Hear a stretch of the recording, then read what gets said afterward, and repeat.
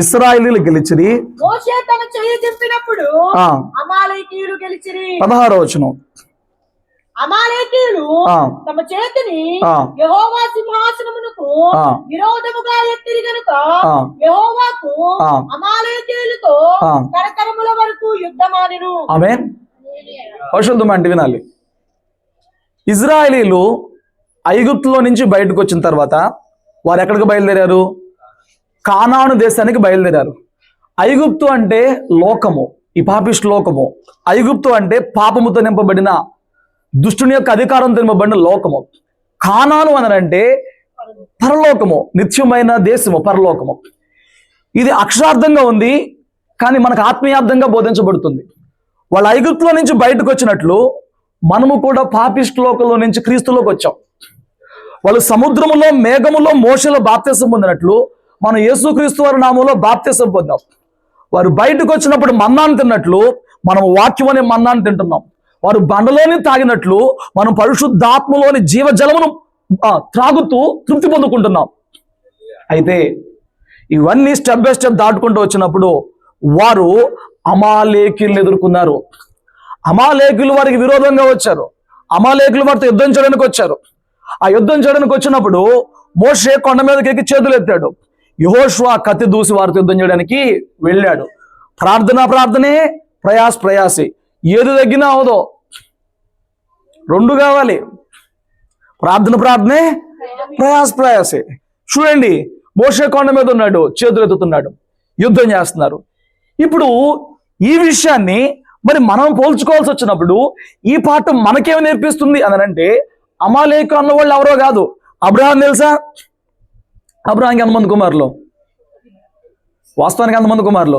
2 కుమారులు. అందులో వాగ్దాన పుత్రుడు ఎవరు? ఇస్సాకు వాగ్దాన పుత్రుడు. ఇస్సాకు ఎంతమంది పిల్లలు? 2 కవల పిల్లలు. ఒకటి పేరేంటి? ఫస్ట్ వాడి పేరేంటి? ఫస్ట్ వాడి పేరు ఏసావు, రెండో వాడి పేరు యాకోబు. ఏసావు సంతానంలో ఎలీఫజు ఉన్నాడు. ఎలీఫజు తిమ్నా అనే అమ్మాయికి ఉపపత్ని ఉంది. ఉపపత్ని కన్నవాడి అమాలేకు. యాకోబుకి దేవుడు పెట్టిన పేరేంటి? ఇజ్రాయేలు. ఇజ్రాయేలు అనేవాళ్ళు యాకోబు పేరు కదా. యాకోబుకి దేవుడు పెట్టిన ఇజ్రాయేలు అనే మాటకి దేవునితో పోరాడువాడు అనే మాటను బట్టి వీళ్ళందరికీ ఇజ్రాయేల్ అనే పేరు వచ్చింది. అలాగే మూలపితుడైన అమాలేకును బట్టి వీళ్ళందరికీ అమాలేకులు అనే పేరు వచ్చింది. ఈ వంశావళిని కావాలంటే ఆదికాండం 36లో క్లియర్గా ఏదోమో వంశావళి అని చెప్పినట్టు చదువుకోండి. సో ఇప్పుడు ఏమంటావయ్యా అనంటే, యాకోబు ఇజ్రాయేల్గా మారినప్పుడు దేవునితో పోరాడిన వాడు ఆత్మీయుడు అయ్యాడు. ఇజ్రాయేల్ అని పిలువబడే వారందరూ కూడా ఆత్మీయులు. ఇజ్రాయేల్ అందరూ కూడా ఆత్మ సంబంధులు. ఇజ్రాయేల్ అనే పిలువబడిన వాడు ఆత్మ సంబంధి. బట్ ఏసావు శరీర సంబంధిగా మిగిలిపోయాడు. ఏసావు అనే వ్యక్తి, పరిశుద్ధం అంటే వినాలి, ఏసావు అనే వ్యక్తి శరీర సంబంధిగా మిగిలిపోయాడు. ఎందుకు ఏసావు శరీర సంబంధి? ఎందుకు శరీర సంబంధం అంటే, ఒక పూట కూటి కొరకు, ఒక్క రోజు వెళ్ళే ఆ ముద్ద కొరకు, ఒక రోజు ఉన్న ఆ ఆహారం కొరకు జ్యేష్ఠత్వం హక్కు నమ్మేసుకున్నాడు. జ్యేష్ఠత్వం ఏమండి? వాడు జ్యేష్ఠుడుగా పుట్టినందుకు తండ్రి నుంచి రావాల్సిన అధిక భాగం, ప్రథముడు బయలు వెళ్లాల్సిన ఆ భాగం, ఆ ధన్యతను ఒక పూట కూటి కొరకు, ఏమండి, జ్యేష్ఠత్వం ఆత్మ సంబంధమైనది అయితే ఒక పూట కూడనేది శరీర సంబంధమైన తిప్పలన్నమాట. ఈ శరీర సంబంధమైన ఈ కోరికకు, ఈ ఆకలకు ఆత్మ సంబంధమైన అమ్మేశాడు. మాటలే కాదు దోతనయా, అమ్మేశాడు. అందుకే ఏసావు వంటి భ్రష్టుడైన వ్యభిచారైన మీలో ఉన్నాడేమో చూసుకోమని చెప్పాడు. ఏసావుని పౌలు ఏం చెప్తున్నాడు? భ్రష్టుడైన వ్యభిచారైన మీలో ఉంటాడేమో చూసుకోండి. ఎందుకంటే ఒక పూట కూటి కోసం జ్యేష్ఠత ఎవరైనా నమ్ముకుంటారండి? అమ్ముకుంటారా? ఎవరు తెలిసిన వాళ్ళు సామాన్యంగా అమ్ముకోడు. బుద్ధునోడు ఎవడు అమ్ముకోడు, జ్ఞానం ఉన్నోడు ఎవడో అమ్ముకోడు, ఆత్మ సంబంధం ఎవడు అమ్ముకోడు. అటు పక్కన వంట చేసుకుని కడుపు మార్చుకుని కూడా తమ్ముడు అన్నయ్యకి పెట్టేస్తున్నాడే. అన్నయ్యకి ఆలోచన రావాలిగా, వీడు తినకుండా అంతా నాకు పెట్టేసి కొట్టేస్తున్నాడే, ఇది అంత విలువైంది కాబట్టి వీడు కొట్టేస్తున్నాడు అని చెప్పని ఆ బాధ పుట్టాలిగా. ఇంకో గంట వచ్చుకుంటే తినేవాడేమో కదా. మనిషి 11 రోజుల పాటు తినకపోయినా ఏం కాదు, 40 రోజుల పాటు తినకపోయినా ఏమీ కాదు. ఎందుకంటే మోషే కొండ మీద 40 రోజులు ఉన్నాడు. మనిషి 11 రోజులు నిద్రపోక చచ్చిపోతాడు. వరుసగా 11 రోజులు నిద్ర లేకపోతే చచ్చిపోతాడు. ఏమండి, ఒక పూట నువ్వు అన్నం తినకపోతే ఏమి చచ్చిపోవే. బట్ శరీర సంబంధి అన్నవాడు ఏంటంటే ముందు వాడి శరీరంలో ఉన్న ఆ అవసరం, ఆ కోరిక, ఆ అక్కడ తీరిపోవాలి. వాడికి తర్వాత జరిగే నష్టం ఏంటి, దానికి ఖర్చు పడుతున్న రూపాయి ఏంటి, దాన్ని తగలేస్తుంది ఏంటి, అదే అనవసరం. వాడు కోరిక తీరిపోవాలి. అదే వాడికి ఆలోచన తీరిపోవాలి. వాడు తాగాలంటే తాగేయాలి, వాడు తినాలంటే తినేయాలి, కొనాలంటే కొనేయాలి, తిరగాలంటే తిరిగేయాలి. ఏసవ సంతానం ఇదే. శరీర సంబంధమైన భ్రష్టత్వం ఇది. అనుకుంటే అయిపోవాలి. ఇది శరీరం. నువ్వు అనుకున్నది మంచి చెడా, నువ్వు అనుకున్న దానికోసం ఈరోజు నువ్వు ఖర్చు పెట్టే రూపాయి మరి దీనికన్నా ఉపయోగపడిద్దా? నువ్వు అనుకున్న దానికి నిజముగా నీకు అవసరం పడిద్దా? ఈ రూపాయిని దాచుకుంటే ఉపయోగపడిద్దా? ఏం ఆలోచనలు ఉండవు. శరీరానికి అనిపించింది చేసేస్తామే. శరీరానికి బాధ అనిపిస్తే దానికి విముక్తి పొందేసుకుంటామే. శరీర సంబంధి ఉన్నారా మనలో ఎవరైనా శరీర సంబంధులు? మాట్లాడరే. అంత శరీర సంబంధమే, పైకే అంతా ఆత్మీయత, మొత్తం శరీర సంబంధమే. అయితే ఈ ఇశ్రాయేలీయులందరూ కూడా ఆత్మ సంబంధులైనట్లు ఏశావు సంతానము శరీర సంబంధులు. ఈ శరీర సంబంధమైన అమాలేకు వచ్చి ఆత్మ సంబంధం మీద యుద్ధం చేస్తున్నాడు. ఎవరెవరి మీదకి వచ్చారు? అమాలేకు ఇజ్రాయెల్ మీదకి వచ్చాడా? ఇజ్రాయెల్ అమాలేకు మీదకి వచ్చాడా? అమాలేకు శరీర సంబంధులు. శరీరమే ఆత్మ మీదకి వచ్చింది. ఈ మాట పట్టుకోండి అయ్యా, అమ్మాయి మాట పట్టుకోండి. శరీరమే ఆత్మ మీదకి వచ్చింది. శరీరం ఆత్మని పాడు చేసిద్ది. శరీరం ఆత్మకి విరోధంగా ప్రయాసపడిద్ది. ఏ ప్రసాద్ వింటున్నావా? నిద్రపోతున్నావు, వినాలి. నా మాట జాగ్రత్తగా వినాలి. ఈ రాత్రి నేను ఏం చెప్తున్నానంటే, ఎప్పుడైతే క్రీస్తు యేసులోకి బాప్తీసం పొందామో మనందరం కూడా బాప్తీసం మూలంగా పాపం విషయంలో మనం పాతి పెట్టబడ్డాం.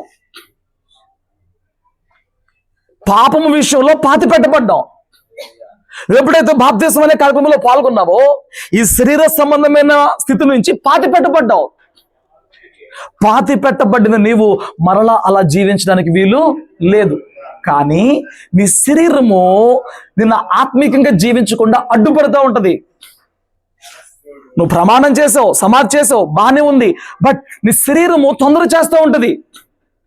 చెప్పనా, మనలో చాలా మంది క్రైస్తవులు రక్షణ పొందుకున్నాక, నేను పొందుకున్న రక్షణ ఏంటి, ఈ రక్షణకు అర్థం ఏంటి, ఈ రక్షణ పొందుకుని నేను ఎలా జీవించాలి, ఇలా జీవించడం వల్ల నాకు కలుగుతున్న ధన్యత ఏంటి, నాకు నిజంగా కలుగుతున్న ఆనందం ఏంటి, నేను పరలోకం వెళ్తాను అనడానికి నాకు నిజంగా ఆత్మ కలుగుతున్న రూఢి ఏంటి, ఏవి ఆలోచించరు.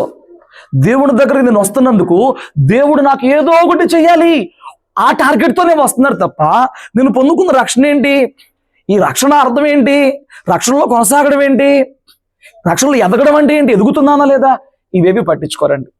ఇవి పట్టించుకోకపోవడం మూలంగానే ఏం జరుగుతుందో మీకు చూపించిన. ఒకసారి మళ్ళీ బైబిల్ కొత్త నిబంధనకు వచ్చి అందరూ చక్కగా బైబిల్ ఓపెన్ చేసి రోమిల్ రాసిన పత్రిక 8వ అధ్యాయానికి రండి.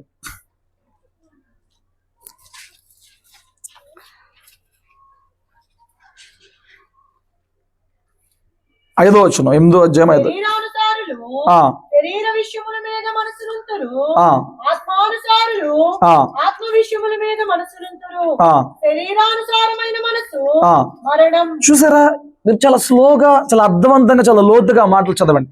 పైన జస్ట్ కొంచెం పైన ఒక్క వచనం పైకి వెళ్ళినప్పుడు ఆ లాస్ట్ లో మొక్కంటు చూడు, ఆయన శరీరమందు పాపమునకు శిక్ష విధించు. ఎవరి శరీరంలో విధించాడు?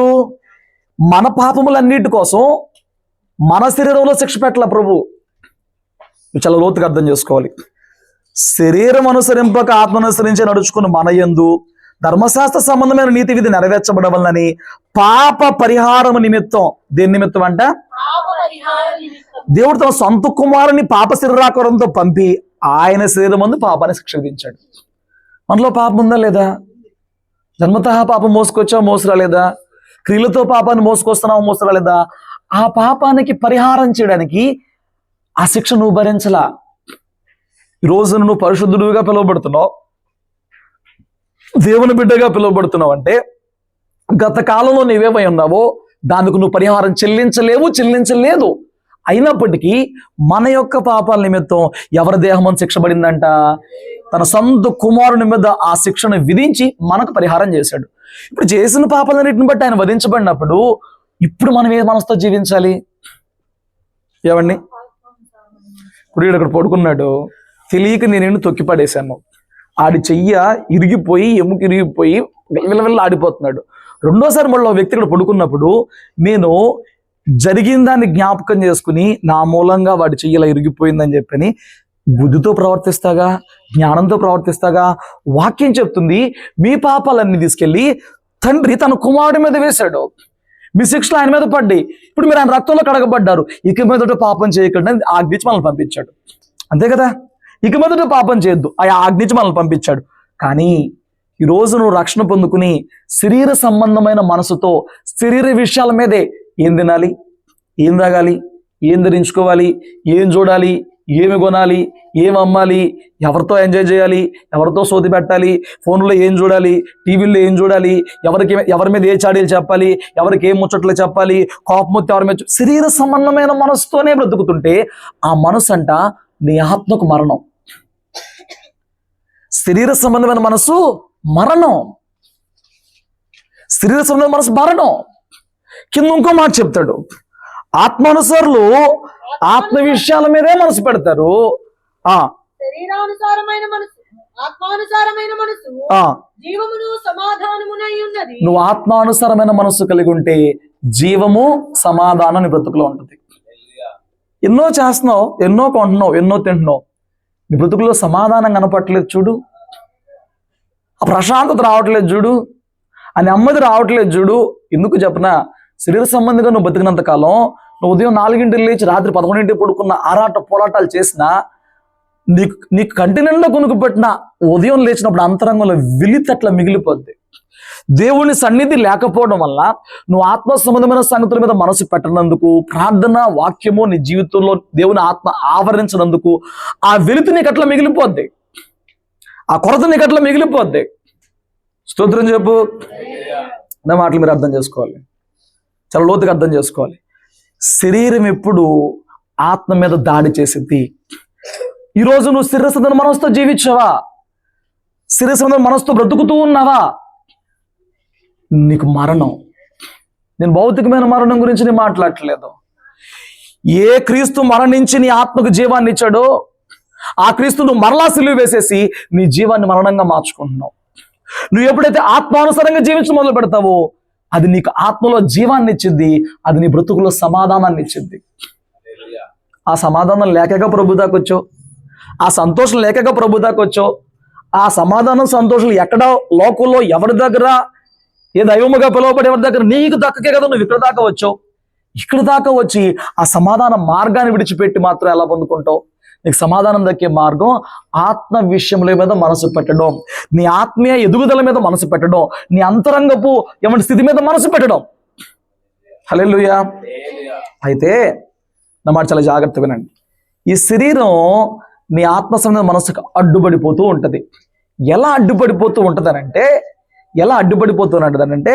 ఈ శరీరము నీకు లేనిపోని ఆశలు పుట్టించి ఆత్మ సంబంధమైన ఆశలను చంపేసేలాగా చేస్తుంది. ఆత్మకుండే ఆశలు వేరు, శరీరానికి ఉండే ఆశలు వేరు. ఈ శరీరంలో పుట్టే ఆశలు నీ ఆత్మలో ఉన్న ఆశలు కోరికలు చంపేస్తా ఉంటాయి. ఆ పోరాటంలో నువ్వు చేతులు ఎత్తితే తప్ప గెలవలేవు, నువ్వే చేతులు ఎత్తవు. ఇప్పుడు ఏం జరుగుతున్నాయానంటే నీ ఆశలు నీ శరీర సంబంధమైన ఆశలు నేను అధిగమించడం వలన నువ్వు మరలా సాతానికి చోటిస్తున్నావు, నువ్వు మరలా పాపానికి చోటిస్తున్నావు, నువ్వు ఆ ఆశను బట్టి ఆ మరణానికి చోటిస్తున్నావు. ఎలాగో క్లియర్గా చెప్తాను వినండి, ఎలాగంటే సాతానుడు నీ శరీరంలో ఉన్న ఆశలను ఆధారం చేసుకుంటాడు. జాగ్రత్త వినాలి. సాతానుడు ఏం చేస్తాడో చెప్పనా, వాడిని పరిశుద్ధంగా బ్రతకనివ్వడు, వాడిని సంతోషంగా బ్రతకనివ్వడు, వాడిని సమాధానంగా బ్రతకనివ్వడు, ప్రార్థన అంటే ఊరుకోడు, బైబిల్ చదువుతానంటే ఊరుకోడు, కుటుంబంలో సంఘంలో అందరితో మంచిగా ఉంటాను నేను తగ్గించుకుంటానంటే ఊరుకోడు. మార్కెట్లో ఏవి ఎలా ఉంటే మనకెందుకు, నా దగ్గర ఉన్న డబ్బులు బట్టి నేను దేని జోలికి పోనంటే ఊరుకోడు. ఎవరు ఏమన్నా అనకపోయినా కానీ ఆ నిన్నే అన్నాడు, ఇప్పుడు నీ పరువు పోతుందని ఇప్పుడు రెచ్చగొడతావు. సాతానుగాడు నీ స్వకీయమైన ఆలోచనలతో నిన్ను రేపుతా ఉంటాడు. అమాలేకు వచ్చాడా, ఇజ్రాయేల్ వెళ్ళాడా? అమాలేకు వస్తాడు. నీ శరీరాన్ని ఆధారి సాతానుడు వచ్చేస్తాడు, దాడి చేస్తాడు. దానినే మనం శోధన అని పిలుస్తాం. హల్లెలూయా. శోధన ఎలాంటిదనంటే నీ ఆస్తులను ఆధారం చేసుకుని, నీలో ఉన్న ఆస్తులను ఆధారం చేసుకుని వచ్చేదే శోధన. శోధన అంటే నీకున్న ఇష్టాన్ని ఆధారం చేసుకుని వచ్చేదే శోధన. మీకు అర్థమైందా? ఒక సంఘటన చూపిస్తాను రండి. యాకోబు పత్రిక 1వ అధ్యాయం 12వ వచనం చదవండి. శోధన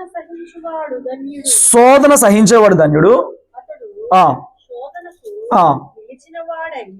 ప్రభువు తన్ను ప్రేమించు వారికి వాగ్దానము చేసిన జీవ కిరీటం పొందును. మనలో శోధనను సహించే వాళ్ళు ఎంతమంది ఉన్నారు? శోధన సహిస్తున్నావా? లేదు. లేదు, శోధన సహించలేవు. బట్ ఇక్కడ వాక్యం చెప్తుంది శోధన సహించిన వాడు ధన్యుడు. ఇప్పుడు నేను వచ్చి ఏంటా మాటలేంటి ఏంటంటే ఆ మాటలు నీకేం తెలిసిద్ది అయ్యా, పడేవాడికి తెలిసిద్ది, శివరైపోతే చెప్తారన్నమాట. బట్ నేను మాట చెప్పనా, నువ్వు ఖచ్చితంగా ఒక రోజు మళ్ళీ బాధపడతావు.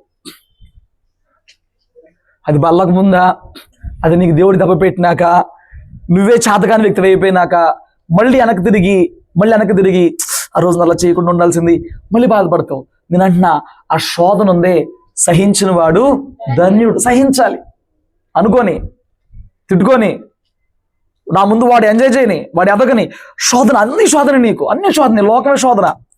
ఏం చేయాలి? సహించిన వాడు ధన్యుడు. 13వ వచనం చూడండి. దేవుడు కీడు విషయమై శోధింపబడనేరడు. ఆయన ఎవరిని శోధింపడు గనుక ఎవడైనను శోధింపబడినప్పుడు నేను దేవుని చేత శోధించబడుతాను అనకూడదు. దేవుడు ఎవరిని శోధించడు. దేవుడు ఎవరి ముందు పాపం పెట్టి చేయరా అని దేవుడు అన్నది అనేది ఎవరు? సాతాను. శోధన సహించినోడు కానీ జీవకిరీటం ఇస్తాడు, కానీ ఆయన శోధించడు. ఆయన నీ ముందు శోధన పెట్టడు, ఆయన నీ ముందు పాపం పెట్టడు. ఇంకా చూడు అంటాడు, ప్రతివాడును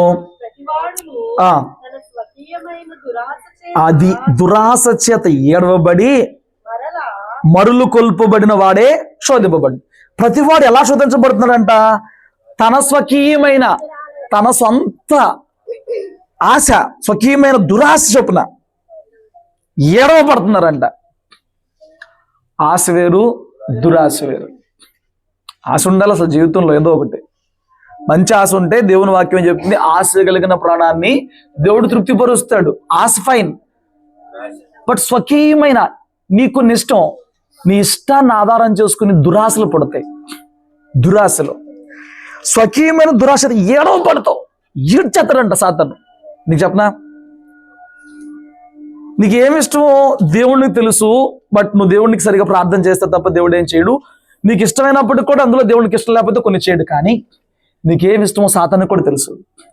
వాడు మాత్రం నీకు ఇష్టమైందాన్ని ఆధారం చేసుకుని నిన్ను ఈడ్చేస్తాడు, నిన్ను ఏడిపించేస్తాడు, నిన్ను శోధించేస్తాడు.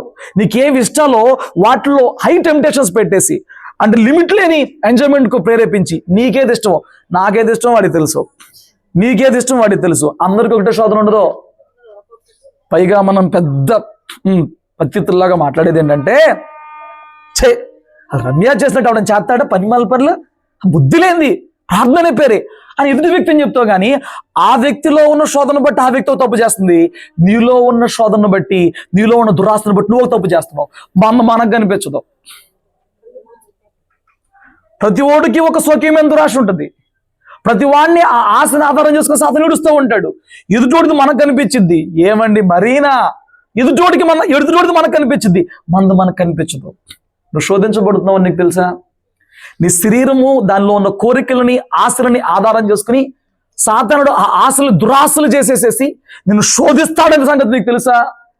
కొందరు శోధించబడతారు. బతుకున్నోడికి బరువు తెలిసిద్దిలేండి, బతుకున్నోడికి బరువు తెలిసిద్ది, చచ్చినోడికి తెలిసిద్ది శోధన అంటే ఏంటో.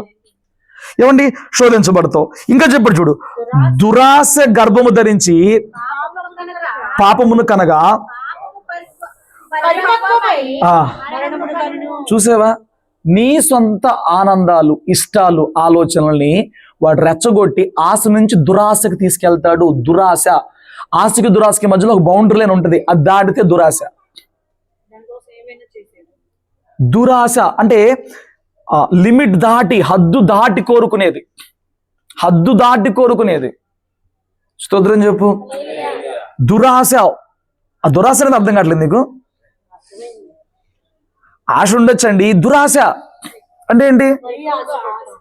ఇప్పుడు మీ అమ్మంది, నేను చికెన్ బిర్యానీ చేశాను, ఓకే, నేను చికెన్ జాయింట్లు చేశాను, నీకొకటి అక్కకొకటి. చికెన్ అని చెప్పంగానే మనకి లాలాజలం ఊరిపోయి ఉన్న ఆకలి పెరిగిపోయి ప్లేట్ ముందు కూర్చుంటాం.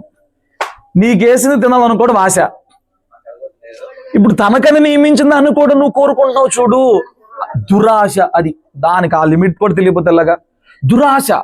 ఆశ అంటే నీకున్న పరిధిలో కోరుకునేది. ఇప్పుడు సాధారణ గడికి నీకు చికెన్ అంటే ఇష్టమయ్యేటప్పటికి నీది కాకుండా అది కూడా కోరుకునే తపన, అది దురాశ.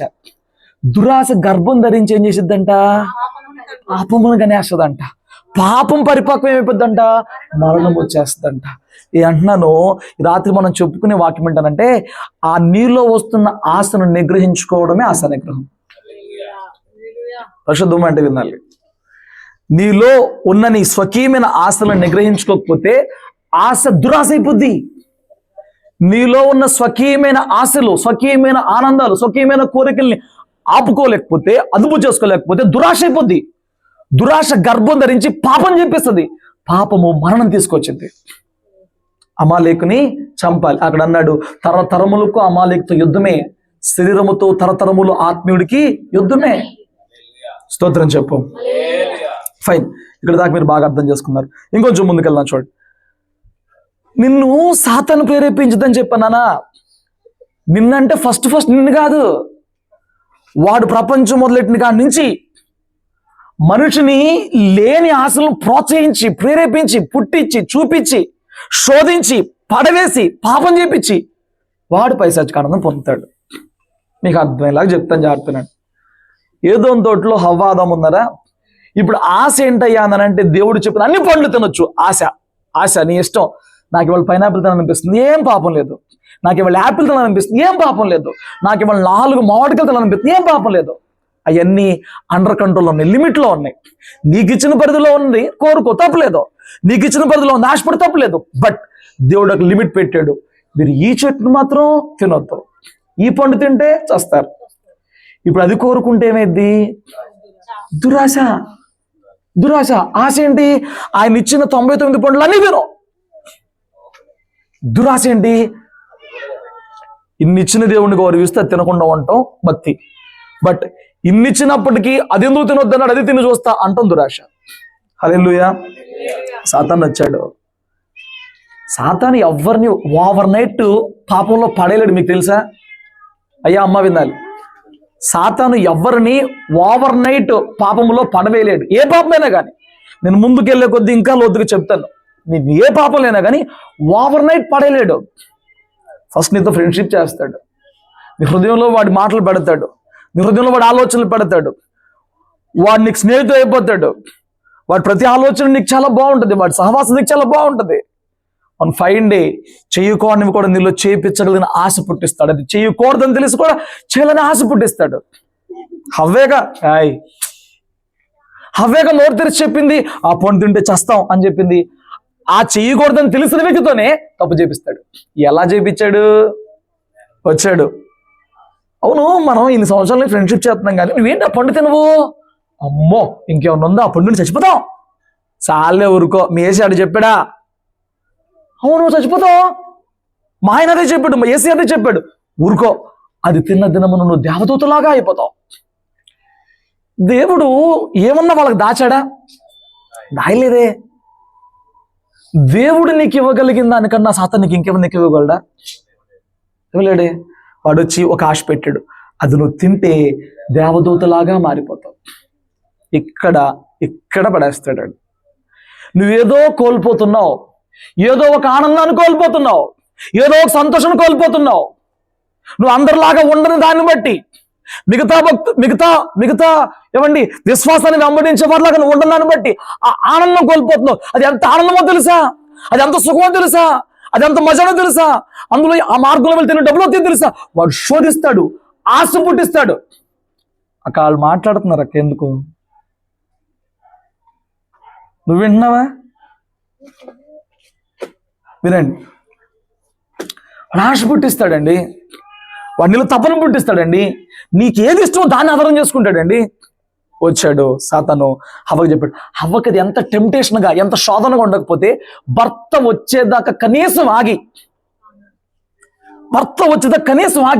భర్తకు చెప్పి ఆ నిర్ణయం తీసుకుని అధికారానికి ఒప్పుకుని పొందుతుందేమన్నా? శోధన. అందుకే చెప్తాడు, స్త్రీలు బలహీనమైన ఘటం. స్త్రీలు కొన్ని మాటలకి పురుషుడు తొందరగా లొంగడు. నువ్వు కొన్ని మాటలు పురుషులకు చెప్పు, తొందరగా లొంగరో, తీసేస్తారు, ఎందరో. బట్ కొన్ని మాటలు మంచోచుడు ఆడవాళ్ళకి చెప్పి నేస్తారు, ఈజీగా నేస్తారు. ఇందుకు ఎవడో వస్తాడు, ఏమండి ఈ కోపం తీస్తే ఇందులో 1500 విలువైంది ఏదో వచ్చింది, మాకు 300 కట్టండి ఏదో చెప్తాడు, తీయమంటాడు. ఆశ 300కి 1500 వచ్చిద్దా? బుర్రుందా? ఏ పిచ్చి ఏంటో ఎక్కలేని ఆశలండి ఆడవాళ్ళు. కొంతమందికి, కొందరు దేవుడు ఇచ్చిన జ్ఞానంతో ఉంటారులే, కానీ కొంతమంది ఏంటో పని మళ్ళీ ఆశ. 300కి 1500 వస్తూ వచ్చిద్దా? నీకన్నా బుద్ధి ఉందా? వచ్చిద్దా? ఎడ్డొచ్చిద్ది, ఆడికేంటి లాభం? అసలు ఆలోచిస్తావా? ఉండవండి. అలా వస్తాడు, ఏదో తీస్తారు, ఏదో ఎత్తారు, అదేమో ఏదో ఆడి పని మళ్ళీ ఏదో ఎత్తాడు, పని చేసి సావదు, లేదా ఇటు తీసిన దానికి ఏది రాదు, తర్వాత లబోదిబోం అంటారు. బట్ అదే పురుషులు ఉన్నప్పుడు ఆ పని చేయమనండి అండి నన్ను వచ్చి, మీ ఆయన ఒప్పుకుంటాడా? చెప్పండి. మగవాళ్ళు కాస్త వాడతారు, తొందరగా మాటలతో మగవాళ్ళు తొందరగా పడేయలేరు. హల్లెలూయా. వాడు ముందు పడేశాడు ఎవరిని? హవ్వని పడేశాడు. బట్ ఆడవాళ్ళకు టాలెంట్ ఏంటని చెప్పిన, మగవాడిని పడేయడంలో వాళ్ళే. మీరు జాగ్రత్తగా వినాలి. భర్త నైస్ చేయడంలో భార్యే, బట్ ఆ భార్య నైస్ ఎలా చేయాలో సాతానుడికి బాగా తెలుసు. ముందు సాతానికి హవ్వకు ఒక ఆశ పుట్టించాడు. అమ్మా అయ్యా వినాలి, ఒక ఆశ పుట్టించాడు. ఏంటంట? దేవదూతలాగా అయిపోతుంది, ఏదో వచ్చింది. అదే చెప్తున్నా, ఏదో ఆనందం ఉంది. మీ పాస్టర్ ఇలా చెప్పాడా? కాదు. ఈ మధ్య సేవకుల్నే దురాత్మల చేత, దుర్బోధల చేత సేవకుల్నే వాడుకుని యూట్యూబ్లో వచ్చేసినాక, ఫేస్బుక్లో వచ్చేసినాక చుట్టూ బూటేసిన పెద్దోడు పాస్టర్ కాదు. దయచేసి ఆ వాక్యాలని వినకండి. నువ్వు బైబిల్ చూసుకో, నువ్వు బైబిల్ చదువుకో. నేను చెప్పిందైనా నువ్వు బైబిల్ పరీక్షించదాకా నమ్మో. ఎవడో ఏదో చెప్పాడని నిన్నేదో నిర్బంధించేసినట్టు, ఎవడో ఏదో ఏం కాదన్నాడు అని చెప్పి నీకు రెచ్చిపోదాం అనుకో. ప్రతి విషయంలో నీ హద్దులు నువ్వు తెలుసుకుని, నువ్వు హద్దులు నువ్వు ఉండటానికి ప్రయత్నం చేయి. ఆవిడ తిందగాక భర్తకి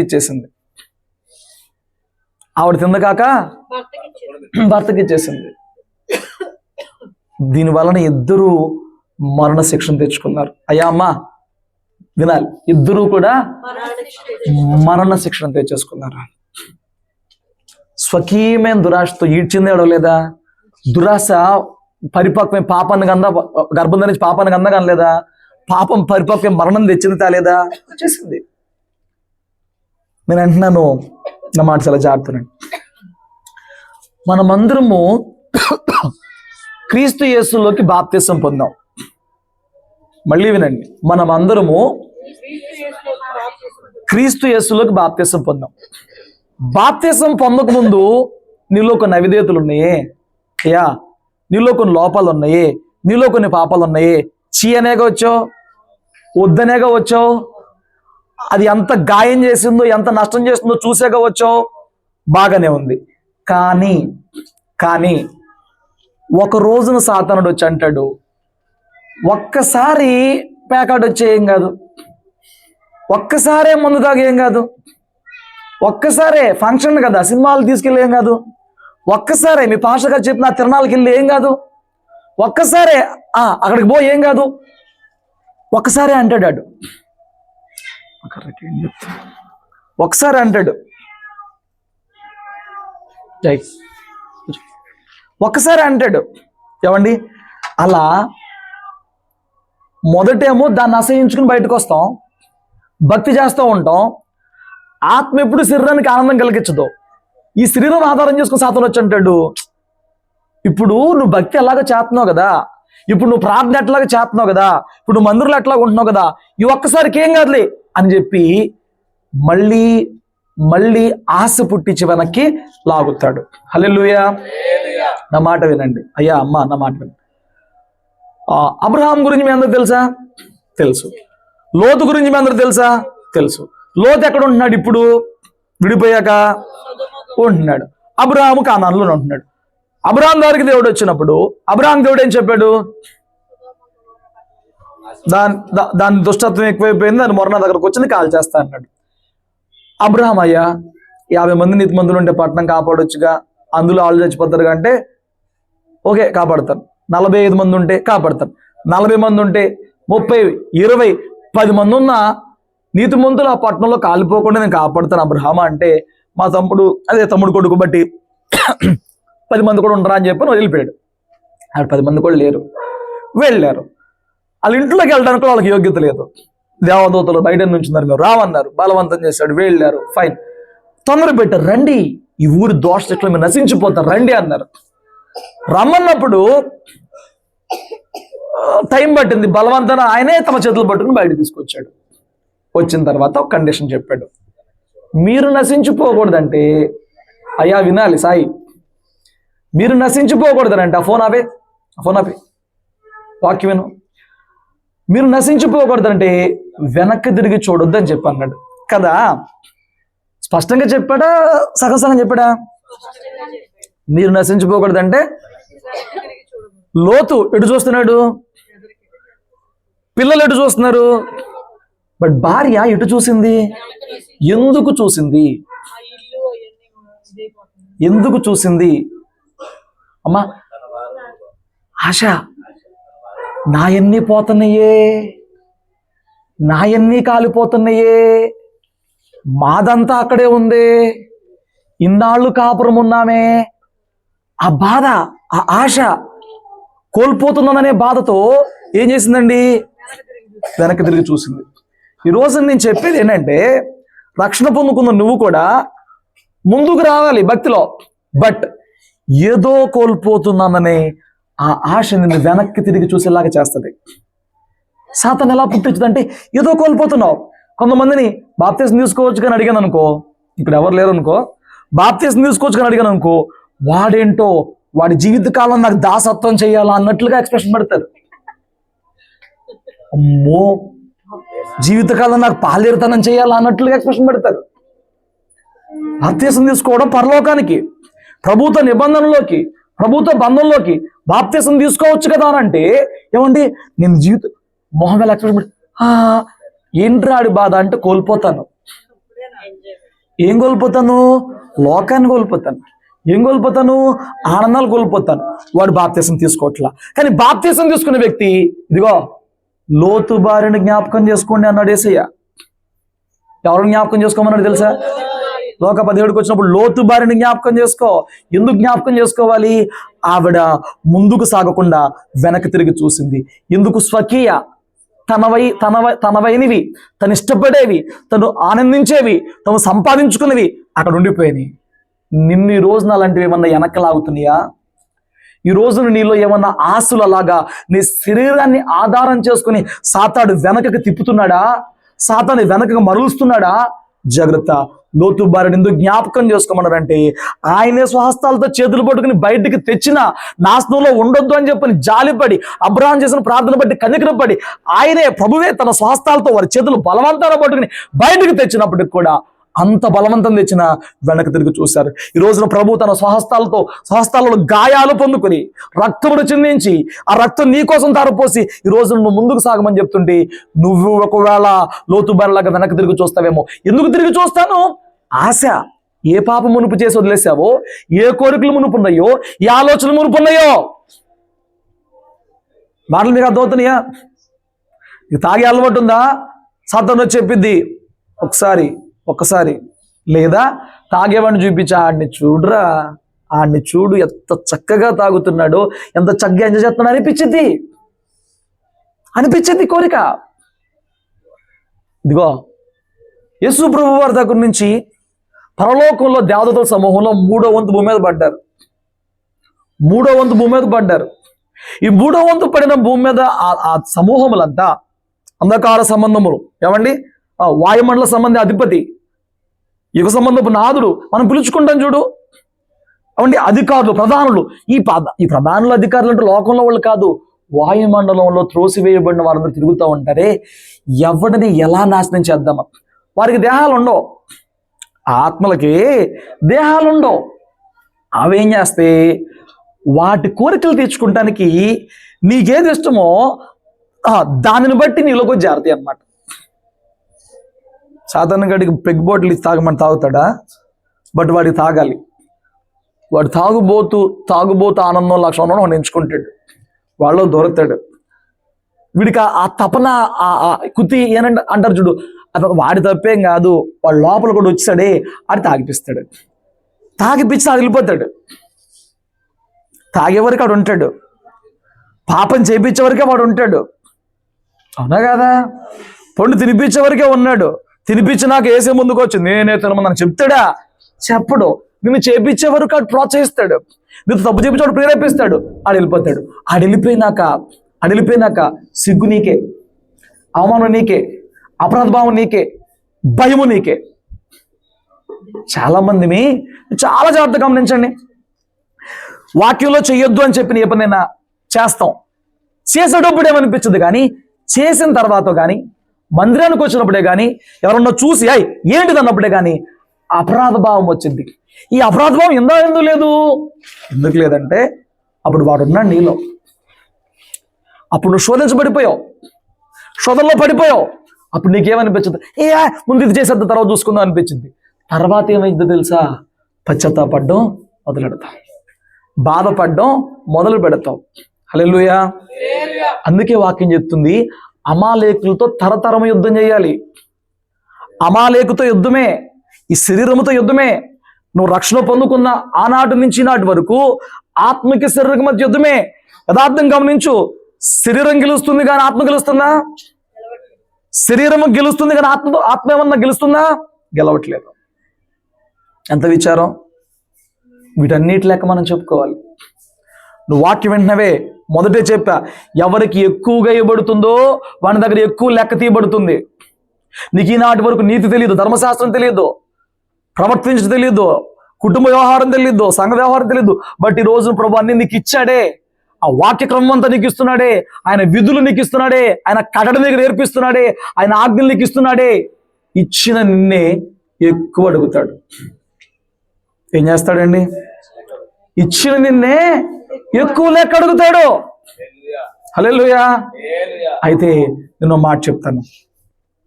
ఈ రోజున నువ్వు పాపములో పడకూడదనంటే శోధించబడకూడదు. శోధించబడకూడదనంటే శోధనకు ముందే జయించగలగాలి. శోధనకు ముందే జయించగలగాలంటే దేవుడు చెప్పిన ఒకటే ఒక మాట, మీరు శోధనలో ప్రవేశించకుండానట్లు మెలకువ కలిగి ప్రార్థన చేయండి. రక్షణ పొందుకున్న నీవు దురాశల చేత పట్టబడకుండా, రక్షణ పొందుకున్న నీవు తప్పని తెలిసినా అది చేసేలాంటి స్థితి రాకుండా ఉండాలనంటే ఏమండి? ప్రార్థన ఉండాలి. హల్లెలూయా. నీకు నిగ్రహించుకునే శక్తి ఎక్కడి నుంచి వచ్చింది? చేయగోండ పని చేయమని వాడు శోధిస్తుంటే ఆ శోధనలో పడిపోకుండా నేను చేయనని చెప్పని దాటుకొచ్చే సామర్థ్యం ఎక్కడి నుంచి వచ్చింది? మోషే కొండపైన చేతులు ఎత్తాడు, యెహోషువ కొండ కింద కత్తి దూశాడు. ప్రార్థన అనే ఏమండి మోకాళ్ళ అనుభవం నీకు కావాలి. వాక్యం అనే ఖడ్గం నీ చేతులకి రావాలి. హల్లెలూయా. లేకపోతే శోధించబడతాం. శోధన నీ సర్వస్వాన్ని దోచేసుకునేది. శోధన నిన్ను పాపములో బంధించేస్తుంది. శోధనలో ఏమండి? శోధించబడడం వేరు, శోధనలో పడడం వేరు. శోధించబడడం వేరు, శోధనలో పడడం వేరు. శోధించబడడం అంటే ఏంటి? టెంప్టేషన్, వాడు ఆశ పుట్టించడం. పడిపోవడం అంటేనండి అప్పచెప్పేసుకోవడం. మీకు అర్థమైందండి? శోధిస్తాడు, తిను తిను తిను, శోధన, తినేస్తాను, శోధనలో పడిపోయావు. శోధించబడడం పాపం కాదు, కానీ శోధించబడుతున్న నీవు శోధనను బట్టి పాపంలో పడకూడదంటే ప్రార్థన కావాలి. యేసు ప్రభువు కూడా శోధించబడ్డాడండి. మనం ఎవరో అతీతులం కాదు. సాతాను ఎవరిని వదిలిపెట్టడు, అందరిని శోధిస్తాడు. శోధించబడుతున్న నువ్వు పడిపోకూడదంటే ప్రార్థన కావాలి. అయ్యా, నీ వాక్యం చెప్పింది నన్ను పిచ్చివి చూడొద్దని, నీ వాక్యం చెప్పింది పిచ్చి మాటలు మాట్లాడొద్దని, సాతాను నా నోరు అదుపులో ఉంచట్లేదు నాయన, నాకు ఉద్రేకం తెస్తున్నాడు నాయన, నన్ను ఈ ఉద్రేకపు మాటల నుంచి ఆలోచనల నుంచి కాపాడవా. నువ్వు చేసే ప్రార్థనే నువ్వు పాపంలో పడిపోకుండా కాపాడుద్ది. నా వైపు చూడండి. మందిరానికి వచ్చింది నీకు నీ కుటుంబంలో నా అవసరం కోసం కన్నీరు కాష్టం తెలుస్తుంది, కానీ నీ ఆత్మీయ జీవితంలో ఉన్న బలహీనత కోసం నేను ఇలా జీవించాల్సిన వ్యక్తిని ఇలా జీవిస్తున్నాను కదా ప్రభువా, ఈ నీతి మార్గం నడిచే భాగ్యం నాకు ఏమైనా ప్రార్థించడు ఎందుకు రావట్లా? ఇక్కడ నీ శరీరమే, నీ శరీరం నీకు కావాల్సిన తినుము తాగుము సుఖించమని అవసరాల కోసం చేతులెత్తలకు ఒప్పుకుంటుంది తప్ప నీ ఆత్మకు తక్కువ అవుతున్న వాడి కోసం, నీ ఆత్మీయ జీవితంలో ఉన్న బలహీనతల కోసం మొరపెట్టడానికి నీ శరీరం ఒప్పుకుంటుందా? నువ్వెంత భక్తిహీనుడు గుడ్ల మీద చేసుకుని చెప్పు, మందిరానికి వచ్చి వెళ్ళిపోయేలోపు నీ ఆత్మీయ జీవితంలో బలహీనతల కోసం ఎంత గట్టిగా ప్రార్థన చేస్తున్నావు నువ్వు? ఇక నీరంతా భౌతికమైన వాటి కోసమే, నీ 7 పంతులు లోకంలో వాటి కోసమే. బట్ దేవుని వాక్యం, దేవుడు గొప్పవాడండి. దేవుడు పత్తాగా అడిగించుకుని విసిగించుకునే దేవుడు కాదండి. దేవుడు చెప్పాడు, నా నీతిని రాజ్యాన్ని వెతుకోడికి అన్నీ ఎత్తా అన్నాడు. అది రుచి చూస్తున్నాడు తప్ప ఎవడు దానిలో ఉన్న ఆనందాన్ని పట్టుకోలేడు. నేను చెప్తున్నాను అడగకుండానే దేవుడు అవసరాలు తీర్చేస్తాడు. అడగకుండానే దేవుడు అవసరాలు తీరుస్తాడు. హల్లెలూయా. రోజు నా జీవితంలో ఉన్న దేనికోసము కూడా అడిగి కొనుక్కున్నవాడిని ఏమీ లేవు. నేను బైక్ కొనుక్కొని, నేను ఫోన్ కొనుక్కొని, నేను బట్టలు కొనుక్కొని, నేను తిననే, నేను ఏవైనా ఖర్చు పెట్టని అడిగి ఇది చెయ్యి అడిగి ఇచ్చేసి, అడిగి బలవంత పెట్టి దేవుడు ఇత్త చావు అని చెప్పనే స్థితి ఏది లేదు. హల్లెలూయా. దేవుడే ఇచ్చాడు. సేవలో తిరుగుతున్నా, ఆటోకెళ్ళమంటే బస్కెళ్ళేవాడిని, కార్లో రాయంటే కార్లో వెళ్ళేవాడిని పాస్టర్ గారితో పాటు, నా బైక్ వేసుకెళ్ళాయంటే బైక్ వేసుకెళ్ళేవాడిని. నేను ఎప్పుడైతే కోరుకులా, ఒక రోజునే ఎంత ప్రయాసపడుతున్నావు, నీకు బైక్ ఉంటే బాగుంటుంది, నా బైక్ అమ్మేసుకుని ఇంకో బైక్ కొనుక్కోయని అని చెప్పిన పాస్టర్ గారు ఆయన బైక్ ఇచ్చాడు నాకు. నేను అడగలా, నేను సేవలో తిరుగుతున్నా, నా బైక్ ఇవ్వండి, నేను అడగలా. నా బాధ చూడలేక ఆయన ఇచ్చాడు. నేను అంటున్నాను, మనము శరీర సంబంధంగా వేటిని ఎక్కువ అడిగి శోధిస్తాము, అవి దూరం అయిపోతాయి. హల్లెలూయా. దేవుని వాక్యం చెప్తుంది, నా నీతిని నా రాజ్యాన్ని వెతుకు. నువ్వు దేవుని మందిరానికి వచ్చినాక గత కాలము నీ అడుగుజాడలు ఎలా ఉన్నాయి, గత కాలం నీ నడవడిక, నీ ప్రవర్తన ఎలాగుందో ప్రభు దగ్గర ఒప్పుకుని ఈ రోజున మళ్ళా ఎలా నడవమంటున్నాడో నేర్చుకుంటూ వెళుతూ ఉంటే నీకు నడక వచ్చేస్తే నీ జీవితం ఆటోమేటిక్గా సెట్ అయిపోతాయి. హల్లెలూయా. స్తోత్రం చెప్పండి అమ్మా. నేను ఒక సంఘటన చెప్పి ముగిస్తాను. మీ బ్యాటరీలు ఎందుకో మరి వాళ్ళు చాలా డల్గా ఉంది, అది ఎందుకో నాకు అర్థం కావట్లేదు. ఒకసారి చూడండి, యోహాను సువార్త, వదిలేండి, మార్కు సువార్త 2వ అధ్యాయం అనుకుంటా, తీయండి ఒకసారి.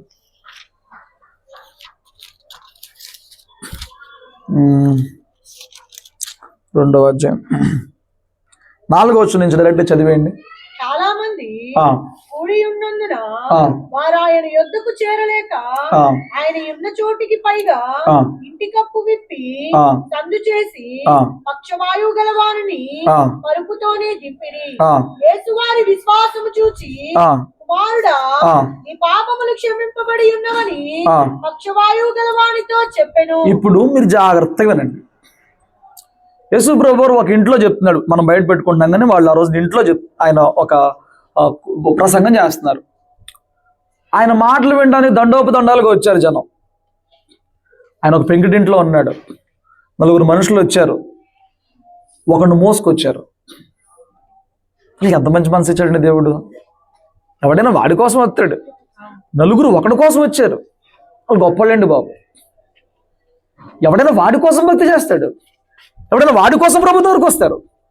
4 మనుషులు కలిసి ఒక మనిషిని బాగు చేద్దామని మనసుతో వచ్చారు. ఆ 4 మనసులు 4గురిలో ఒకటి దగ్గర మంచం పట్టుకొత్తాక అయిద్దా? 4 మనసులు కలవ ఎందుకో చెప్పనా? 4 కలిపి ఇంకొండి ఎత్తారు, అందుకే సాధన కలవనివ్వడం. నీకు అది ప్రెస్టేజ్గా, నీకు పౌరుషంగా, నీకు రోషంగా అనిపించింది, కానీ దాని వెనక మన సాధారణ తంత్రం నీకు అర్థం కాదు.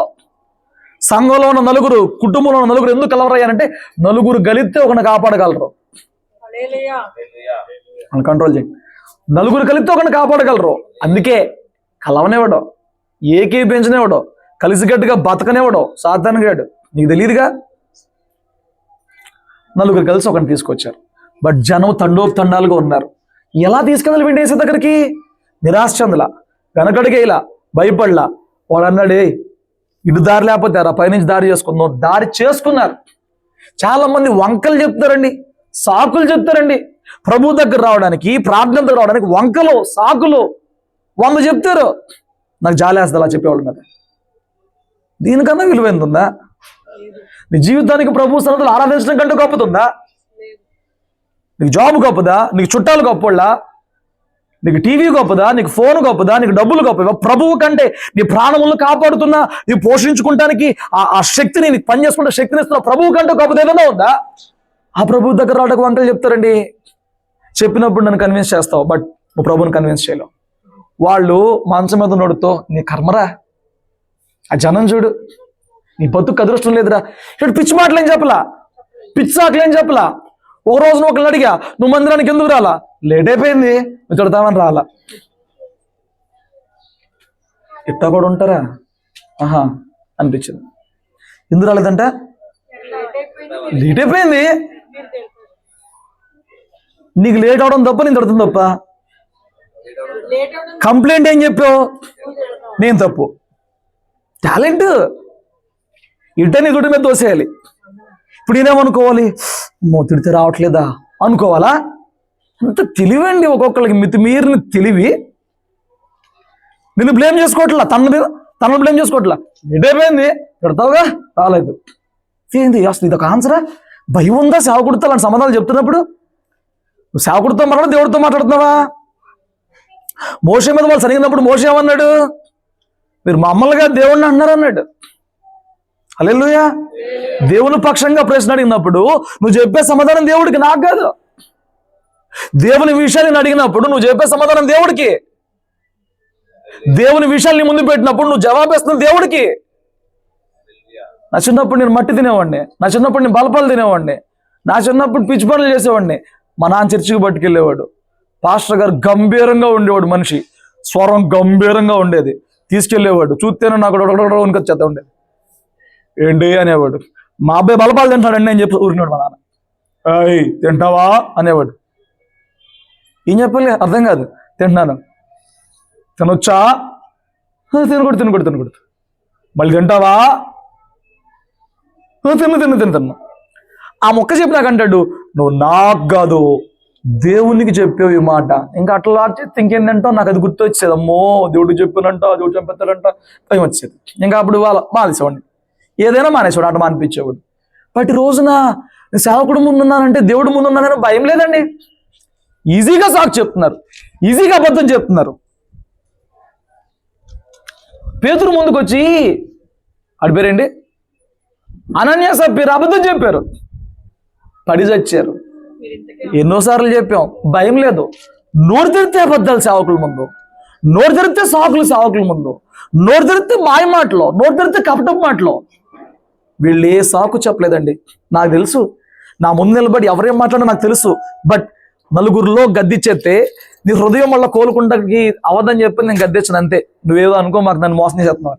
నువ్వు చెప్పింది నాకు తెలుసు.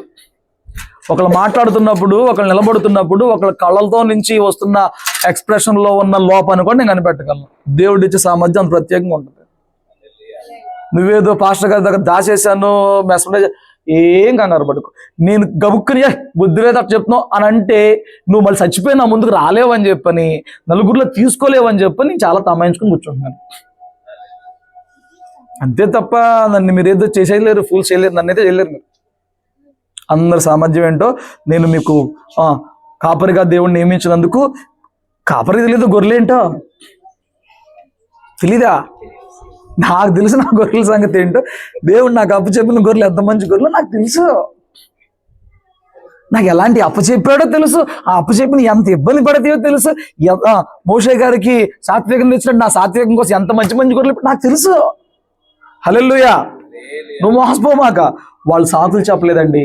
వినో, వాళ్ళు వచ్చారు, అర్థం అన్నారు, నువ్వు ఇక్కడే ఉండరా, మేము వెళ్ళి ఏం చేస్తామంటే పెంకులు తీసారు. మంచం బట్టి అంత పెంకులు తీయాలంటే, పెంకుటిల్లు ఎప్పుడు చూసావా? రేకులు కాదు, పెంకులు. ఎన్ని వరుసలు పెరుగుతారు పెంకులు? మంచం బట్టి వరస తీయాలి. ఇప్పుడు ఏది ఈ కాలం డొక్కు మంచాలు కాదు, ఆ మనుషులు ఆ మంచాలు చూడు, ఆ మంచం బట్టి ఎంత ఏమండి 6/4 లెక్క తీయాలి. ఇప్పుడు తీసి పక్కన పడేశారు అంతే. ఒక వ్యక్తి కోసం నలుగురు శ్రమిస్తారా? ఒక వ్యక్తిని ప్రభు దగ్గర చేస్తే నలుగురు శ్రమించారా? ఒక వ్యక్తిని ప్రభు పాదాల దగ్గర పెట్టి వాడిని బాగు చేస్తా నలుగురు శ్రమించారా? మనందరం ఏదో ఆరాధన చేసుకుంటా శ్రమిస్తున్నాం, భోజనాలు చేసుకుంటా శ్రమిస్తున్నాం, ఎవడన్నా కూటమి పడితే శ్రమిస్తున్నాం తప్ప ఒక పడిపోయిన వ్యక్తిని బాగు చేస్తానికి ఏమండి వాడి కోసం ఏకీపించగలుగుతున్నామా? లేదు. నేను ఎవరి గురించి అని అడిగాను అనుకో, కొందరు చెప్పేస్తారు వాళ్ళు పెద్దగా ఎంతరండి, మీరు ప్రయాస తప్ప ఆడు మారడండి. నువ్వు ఊరికే మారావా? నువ్వు చెప్పగానే మారావా? నువ్వు చెప్పగానే లోబడ్డావా? దేవుడు ఎన్ని తగిలితే మారావు? నీకోసం ఎంతమంది ప్రార్థన చేశారు? నీకోసం ఎంతమంది కన్నీరు ఖర్చారు? నువ్వు టక్కన పక్కన గురించి తీసేస్తున్నావు, నువ్వు సరిపోవు. ఈ నలుగురు ప్రయాస నాకు నచ్చింది. వాళ్ళు తీసుకెళ్ళి మంచం మీద ఉన్నవాడిని, పక్షవాయు కలిగిన వాడిని ప్రభు ముందు దింపారండి. ఇప్పుడు ప్రభు ఏం చేయాలి? నాకు మాడాలి, పరిశుద్ధమా అండి వినాలి. మళ్ళీ వారం దాకా నువ్వు నేను కలుసుకోం కదా, విను. ఏమండి ఇప్పుడు యేసు ఏం చెప్పాడు? నా కుమారుడా నీ పాపాలు క్షమించబడ్డాయి అన్నాడు. వాడు రోగమా పాపమా? రోగమేనా? వాడి పాపమే రోగం. మీకు చాలా మందికి వాక్యం వినేటప్పుడు పాస్టర్ గారు ప్రతిదీ ఖండిస్తున్నాడు, ప్రతిదీ వద్దంటాడని మీరు అనుకుంటున్నారు తప్ప మీరు చేసుకుంటున్న క్రియలే మీ జీవితాన్ని నాశనం చేస్తాయి. ఆ క్రియలు బాగు చేసే పరిచయం దేవుడు ముందు పెట్టడానికి సంతోషించలేకపోతున్నారు. ఇది వద్దంటాడా, ఇది చేయకూడదంటాడా, ఇది తప్పే అంటాడా, దీనికి ఓర్చుకోమంటాడా, దీనికి నన్నే తమాయించుకోమంటాడా అని నువ్వు నీ శరీరం చేస్తున్న తిరుగుబాటుని తమాయించుకోలేకపోతున్నావు. కానీ వాస్తవం ఏంటి చెప్పన? నీ క్రియల ఫలమే నీ నాశనం, నీ క్రియల ఫలమే నీ ఇంట్లో గొడవ, నీ క్రియల ఫలమే నీ రోగం, నీ క్రియల ఫలమే నీ ఆర్థిక లేమి, నీ క్రియల ఫలమే నీ ఇబ్బందులు, నీ ఇరకట్టలు, ఎదుగుదల లేని బతుకు నీ క్రియలే. ఏంటా క్రియలు? వాడు మునుపు పాపం చేశాడు, ఆ పాపాన్ని పక్షవాయు వచ్చి పడిపోయాడు. నీ పాపమే, నీ పాపమే, నీ దరిద్రానికి కారణం నీ పాపమే, నీ గొడవల కారణం నీ పాపమే. ప్రభు ఇప్పుడు చెప్పాడు నీ పాపాలు క్షమించబడి. వాడిని తెచ్చింది ఎందుకు? నువ్వు వచ్చింది ఎందుకు? నువ్వు వచ్చింది నీ దీవెన కోసం. బట్ దేవుడు ఇస్తున్న వాక్యం ఏంటి? నీ క్రియలు సరి చేసుకో. దీనికి దానికి లింక్ నీకు అర్థం కాక నీకు వాక్యం ఎక్కట్లా. ఇక్కడ చూడు, వాడు వచ్చింది ఎందుకు? రోగం తగ్గాలి. బట్ యేసు ఏం చెప్తున్నాడు? నా కుమారుడా నీ పాపాలు క్షమించబడ్డాయి. దానికి దీనికి లింక్ ఏంటి? ఆ పాప మీద నీ బతికినట్టు చేసింది, ఆ పాప మీద నీ బతికినట్టు చేసింది, నీ పాప మీద నీ జీవితాన్ని ఇంతవరకు దరిద్రంగా తీసుకొచ్చింది. ఆ పాపము చేయకుండానట్లుగా దేవుని మార్గం నీకు బోధిస్తుంటే, ఆ పాపం ఎంత చెడ్డదో దేవుని వాక్యం నీ దగ్గరకు వస్తుంటే, ఆ పాపాన్ని తప్పించుకునే మార్గం నీకు బోధిస్తుంటే నీకేమో ఆశీర్వాదాలు కావాలి. నేను చెప్పేది అదే, నువ్వు ఇది ఫాలో అయితే ఆశీర్వాదం వచ్చేద్ది. నీకు అర్థమైందా? మళ్ళీ చెప్తాను నేనండి. బెతెస్దా కొనేరనే మండపం దగ్గర 38 ఏళ్ళ నుంచి వాడు పడున్నాడండి. వాడి పరిస్థితి ఏంటి? పక్షవాయు కలిగినోడే, కాలు చేయి పడిపోయినోడే. వాడు 38 ఏళ్ళ నుంచి ఆడు ఉన్నాడు, పోయాడు, మందిరానికి వచ్చి తప్ప ఎవడో తెలియదు. ఆడు అడ్రస్ ఆడు బతికిన సత్య సేవలా బతికేశాడండి. ఏసే జాలి కలిగినోడు కదా, ఎవరు చూడని వాళ్ళు ఆయన చూస్తాడు కదా, ఎవరు పట్టించుకుని వాళ్ళు ఆయన పట్టించుకున్నాడు కదా, ఆయనే వచ్చాడండి. అన్నానా స్వస్థ పొంద కూర్చున్నావా అంటే, ఎడయ్యా నన్ను ఎవరు దింపుతాడయ్యా చెప్పు. అయ్యనొద్దు, ఆ దేవతను పంపించేవాడు ఎవడు? నిర్ణయించిన సమయంలో దేవతను పంపించింది ఎవరు? నేనే వచ్చినా ఇంకా మళ్ళీ దేవత నీళ్ళు గొడవ నీకెందుకు చెప్పు, నువ్వు స్వస్థ పొందుకుంటావా? లేచి నీ పొరుపు ఎత్తుకో. ఫైన్ ఎత్తుకున్నాడు, వెళ్ళిపోయాడు. బాగా మళ్ళీ వాడు కనిపించినప్పుడు ఏసేవాడికి మాట చెప్పాడు. యోహాను సువార్త 5వ అధ్యాయంలో ఆ పేరలో చివరి మాట కూడా చదవండి. ఆ మాటతో నేను ముగిస్తాను.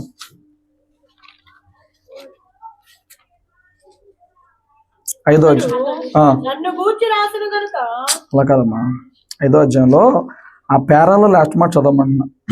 18వ అధ్యాయం అది ఎక్కడ ఉందో చూడక్క, అండర్లైన్ చేసుకుని ఉంటారు కదా, ఇంతకుముందు చెప్పాను. 14వ వచనం చదవండి. అటు తరువాత యేసు దేవాలయములో వారిని చూచి ఇదిగో స్వస్థత నొందితివి, ఇదిగో స్వస్థత పొందుకున్నావు, మరి ఎక్కువ కీడు నీకు కలుగుకున్నట్లు ఇక నువ్వు పాపము చేయకుమని చెప్పగా, యేసే వాడికి ఏం చెప్పాడు చెప్పనా? 38 ఏండ్ల తర్వాత స్వస్థత పొందుకున్నోడికి, ఇదిగో నువ్వే కదా స్వస్థత పొందుకుంది, మరెక్కువ కీడు నీకు రాకుండా. 38 ఏండ్లదంటే చిన్న కీడండి. 2 రోజులు నువ్వు మంచంలో ఉంటే నీ మాటలు వినాలి. అప్పుడు జీవితం మీద వైరాగ్యంతో కూడిన మాటలు ఎన్ని చెబుతావో. వాడు 38 ఏండ్లనంటే నాకు అంత వయసు కూడా లేదు. ఇక్కడ సగం మంది వాడి దండే వచ్చి చిన్న వయసులో ఉన్నాం, అవునా కదా? వాడు 38 ఏండ్లు చడపడి ఉన్నాడు. ప్రభు మళ్ళీ కనిపించినప్పుడు ఇదిగో స్వస్థత పొందుకున్నావు, మరి ఎక్కువ కీడు నీకు వచ్చే అవకాశం ఉంది, కాబట్టి పాపము చేయొద్దు. ఈరోజు ప్రతి ఒక్కరూ మందిరానికి వచ్చి, మందిరాలకు వెళ్ళి పోగులు పడి గుంపులు పడి ఏం కోరుకుంటున్నారంటే, ఆ పాస్టర్ కళ్ళు మూసుకుని నా పేరు చెప్తే బాగుంటావు, ఆ పాస్టర్ నా ప్రాణమే చేసి ప్రార్థన రోగం పోతే బాగుంటావు. అమ్మా, నేను ప్రార్థన చేసినది రోగం పోయిద్ది, అది పెద్ద విషయం కాదు. బట్ నువ్వు మళ్ళీ లోకంలోకి వెళ్ళి ఎలా జీవించాలి అది నీకు తెలియట్లేదు కదా. ఆ బోధ నువ్వు పట్టుకోవట్లేదు కదా, ఆ మార్గం నీకు తెలియట్లేదు కదా. నువ్వు ఇంతకాలం ఈ బాధలు రోగాలు ఈ నొప్పులు ఇవన్నీ భరించింది ఈ మార్గం తెలియక. ఇప్పుడు నువ్వు దేవుని దగ్గరకు వచ్చి మొదట మార్గం తెలుసుకున్నావు అనుకో, దేవుడు నిన్ను బాగు చేసినాక మరి ఎక్కువ కీడులో పడకుండా ఉంటావు. నా బాధ ఏంటంటే, దేవుడు మిమ్మల్ని దీవించడం పెద్ద విషయం కాదు, దేవుడు మిమ్మల్ని స్వస్థపరచడం పెద్ద విషయం కాదు, దేవుడు మీ అప్పులు తీర్చి మీ చేతనే పై చేయక మార్చడం పెద్ద విషయం కాదు. అలా చేసినాక నువ్వు కీడులో పడిపోతావు కదా. నీకు ప్రవర్తించడం తెలియదు, నీకు నీతిగా ఉండటం తెలియదు, నీకు భక్తి చేయడం తెలియదు, నీకు ఫలించడం తెలియదు. అలాంటి వాళ్ళని దేవుడు కాపాడలేడు. అర్థమైందండి? వాడిని ఏమన్నాడు? ఇందాడ ఇంట్లో మంచం దించినోడిని, నీ పాపాలు క్షమించబడ్డాయి, ఫైన్, బాగుంది. వీడిని ఏమంటున్నాడు? మరెక్కువ కీడు నీకు రాకూడదంటే నువ్వు పాపం చేయొద్దు. బాప్తిసం పొందిన నీవు ఆశల చేత ఎడవబడుతూ పాపాలు చేస్తుంటే నీకు ఏమొచ్చింది? అదే కదా, అది రావద్దనే నా బాధ. మేలు సంగతి తర్వాత చూసుకుందాం. నీ కీడు రావద్దనేది నా బాధ. నీ కీడు రావద్దు. నువ్వు ఇప్పటికే దేవుడు లేక, ప్రభువు లేక, మందిరం లేక, సేవకుడు లేక, సంఘం లేక, ఇంతకాలం లోకంలో పాపంలో ఇప్పటికి ఎంతో కూడా అనుభవించేశావు, ఎంతో దరిద్రం అనుభవించేశావు. ఆయన దరిద్రుడు అయిపోయి నిన్ను ఐశ్వర్యవంతుడిగా చేయడానికి సంఘంలో పిలిచి రక్తం దారిపోతుంది కొనుక్కున్నాడు. ఈరోజు నువ్వు మరెక్కువ కీడులో పడొద్దు. అలా పడొద్దు అని అంటే నేను అంటాను, నువ్వు పాపం జోలికి వెళ్ళకూడదు. నువ్వు పాపం జోలికి వెళ్ళకూడదనంటే నీలో దురాశలు రాకూడదు. నీలో దురాశలు రాకూడదనంటే నీకేవేవి ఇష్టాలో వాటిని జయించగలిగిన సామర్థ్యం నీకు ఉండాలి. హల్లెలూయా. బట్ ఈ గురి ఏంటో ఎవరికి అర్థం కావట్లేదు. ఏం గురి? మొన్న ఏదో వాక్యం చెప్తుంటే, పాస్టర్ గారు నన్నే ఓచుకోమంటున్నాడు, నన్నే తగ్గించుకోమంటున్నాడా? ఇంకేమైనా కీడు కావాలా? ఓచుకో, మాకు రేగు, అరువు, తిట్టు, కొట్టు, అనుభవించు. అది బాగుందా నీకు? వాక్యం స్పష్టంగా చెప్తుంది, ఈరోజు ఆయన రక్తం దారిపోస్తుంది అనుకున్నాడు. నీకు మరెక్కువ కీడు రాకూడదని అంటే నువ్వు పాపంతో జోలు ఉండకూడదు. పాపం ఇప్పుడు చేస్తావు దురాశలో. ఆశ హద్దు లేకుండా మారినప్పుడు, నీకు ఎంతవరకే లిమిట్ అని తెలిసి నువ్వు ఎంతవరకే చేయాలని తెలిసి కూడా చేయకూడదని తెలిసిన వాటిని కూడా నువ్వు కోరుకున్నప్పుడు, ఆశపడుతున్నప్పుడు దురాశది. అది ఎవరి నుంచి వచ్చింది? సాతాను నుంచి వచ్చింది. ఎందుకు వచ్చింది? అదిగో నీకు ప్రార్థన లేదు కాబట్టి, అదిగో నీకు వాక్యం పట్ల ఆసక్తి భయము లేదు కాబట్టి. హల్లెలూయా. లోకస్వార్థ 9వ అధ్యాయం మాట చదవండి, నేను ముగిస్తాను. ఆఖరి మాట ఉంటుంది, చదవమ్మా. 62. నాగటి మీద చేయి పెట్టి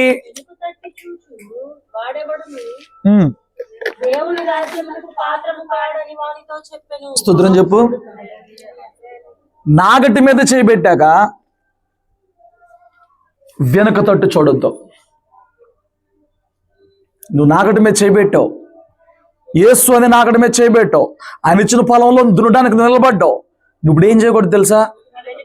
నువ్వు మళ్ళీ ఆ అమ్మాయి, ఎవరావిడ, నోవాహు భార్య, వెనక్కి తిరిగి అయ్యో లేదు, అబ్బో లేదు, నువ్వు వెనక్కి తిరిగి చూడకూడదు. లోతు భార్య, ఎవరి పేరు చెప్పాను? సారీ, లోతు భార్య వెనక్కి చూసినట్టు వెనక్కి చూడు. మాకు చూస్తున్నావేమో ఈ రోజున విడిచిపెట్టిన వాటిని వేటినన్నా చేయమని సాతాను ప్రోత్సహిస్తుంటే దీనికేమైద్దిలే, ఈ ఒక్కసారికి ఏమైద్దిలే, మనం తొందరపడి చేశాను, నాకేం జరగలేదు కదా, ఏమన్నా జరుగుంటే ఎప్పుడో జరిగేది, మళ్ళీ చేద్దాం, ఏమన్నా జరుగుంటే ఎప్పుడో జరిగేదని పెట్టేది సాతాను భ్రమ. మనము రక్షణ పొందుకున్నాక మన శరీరంతో చేసే ప్రతి వాటికి లెక్క అప్పు చెప్పాల్సిన వారంగా ఉన్నాం. సమర్థించుకుంటున్నావేమో, సాతాను వచ్చి ఏం కాదు, మొన్న చేసావు ఏమైపోయింది, మొన్న తప్పు చేసావు మంచాన పడ్డావా, మొన్న తప్పు చేసావు ఏమన్నా జరిగిందా, మొన్న తప్పు చేసావు పాస్టర్ గారు 10 మందిలో చెప్పేశాడా, ఏం కాలేదుగా, చెయ్యి, జాగ్రత్త జాగ్రత్త. హల్లెలూయా. ఏమండి, ఈ మాట నేను మళ్ళీ వచ్చేవారని చెప్తా. తిండిని నిద్రని కంట్రోల్ చేసుకోలేనాడు నిగ్రహంలో ముందుకు రాలేడు.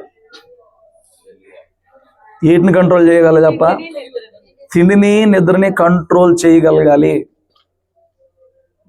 మిగతా సంఘాల సంగతి నాకు అనవసరం. మొదట్లోనే చెప్పాను, వారంలో ఒక్కరోజు నీ ఆత్మీయ జీవితం కోసం కఠినంగా ఉపవాసం చేయమన్నాను. ఆ రోజున నీకు ఆ రోజే ఎక్కువ ఆకలేసిద్ది, ఆ రోజే ఫంక్షన్ ఉంటుంది, ఆ రోజే బిర్యానీ వచ్చింది, అన్నీ వచ్చేస్తాయి, ఆ రోజే వచ్చేస్తాయి. నీకు నిగ్రహించుకుంటూ తిండి దగ్గరే మొదలవ్వాలి. మన పరిస్థితి ఏంటి ఏమండి?